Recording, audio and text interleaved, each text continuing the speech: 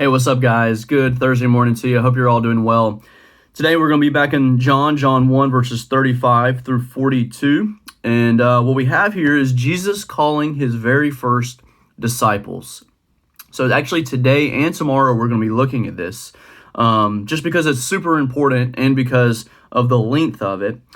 But I just love how this starts because I think it communicates a lot to us. You know, yesterday we looked at Jesus kind of kicking off or inaugurating his earthly ministry. And what we're looking at today is just how he does that, right? He does it by calling disciples, calling these men to himself that he can invest his life in and train to do the work of ministry. Really the job of all ministers. But let's take a look at it here, starting in verse 35. It says this: "The next day, again, John was standing with two of his disciples." And this is John the Baptist, okay? So John the Baptist is standing with two of his disciples, and he looked at Jesus as he walked by and said, again, that refrain, "Behold the Lamb of God." Now, these two dudes that were with John, the two disciples heard him say this, and they followed Jesus. Jesus turned and saw them following and said to them, "What are you seeking?" And they said to him, "Rabbi," which means teacher, "where are you staying?" He said to them, "Come, and you will see." So they came and saw where he was staying, and they stayed with him that day, for it was about the 10th hour. One of the two who heard John speak and followed Jesus was Andrew, Simon Peter's brother. He first found his own brother Simon and said to him, "We have found the Messiah," which means Christ. And he brought him to Jesus. Jesus looked at him and said, "You are Simon, the son of John. You shall be called Cephas," which means Peter. All right, so it starts with this John the Baptist, a couple of his disciples, and John the Baptist looks over at Jesus, says, "Behold the Lamb of God." And again, we get to see the humility of John the Baptist here, because John the Baptist, these two disciples of his, literally just walk away to go follow Jesus.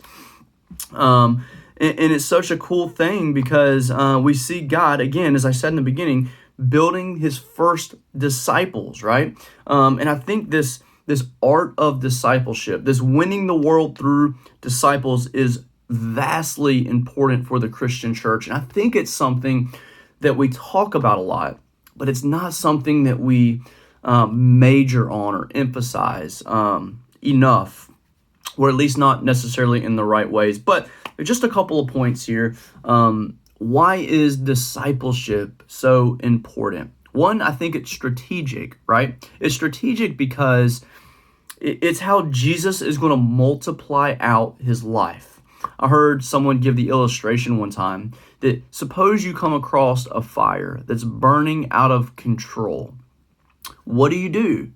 Do you go and take your one pail of water and begin to go throw it on the fire?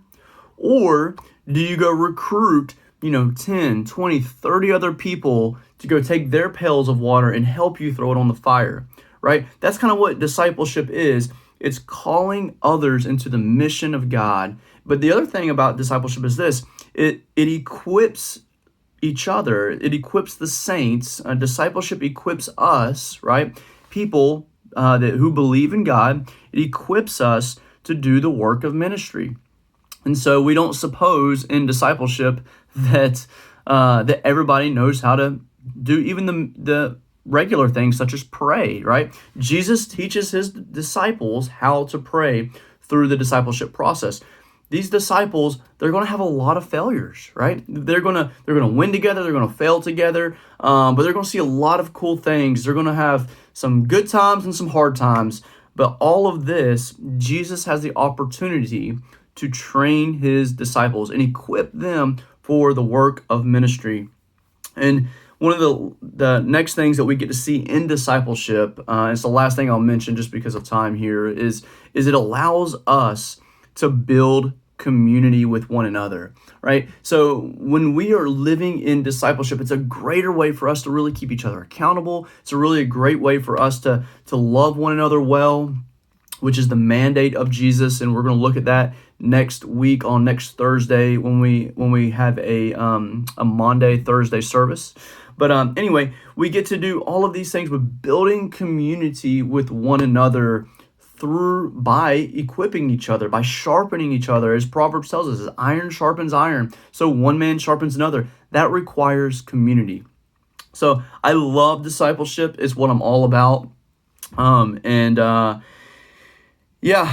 hope that just this kind of Jesus calling his first disciples is at least a reminder of us. It's like putting the large stones in first, right? It's a large stone that is not just something that we do, but it's who we are. We are disciples of Jesus. And if we ain't following Jesus, if we are not his disciples, learning, being equipped, and living in community, then we are living in disobedience. So anyway, guys, love you. Hope you're doing well. Talk to you later. Bye.